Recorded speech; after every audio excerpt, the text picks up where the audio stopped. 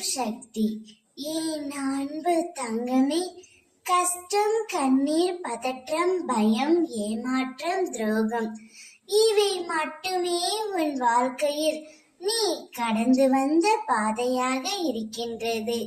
திசை தெரியாமல் அலைந்து திரிந்து கொண்டிருந்த உன்னை இன்று எனது நேரடி பார்வையில் வைத்திருக்கின்றேன். என்னை வரவேற்க தயாராக இரு தங்கமே. உன்னை விட்டு விலகி சென்ற ஒரு உறவு நாளையே உன்னை தேடி வரப்போகின்றது.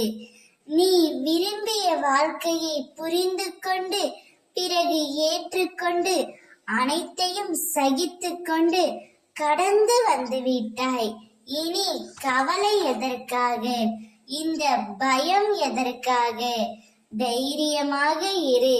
எல்லா இன்னல்களுக்கும் ஒரு முடிவு உண்டு. அந்த முடிவு உனக்கு சுபமாக மாற வேண்டும் என்றால் இன்றைக்கு இந்த நிலையை சகித்து கொண்டிரு செல்வமே. சீக்கிரமாக உனக்காக ஒரு நல்ல வழி பிறக்கும். அதுவரை பொறுமையுடன் காத்திரு.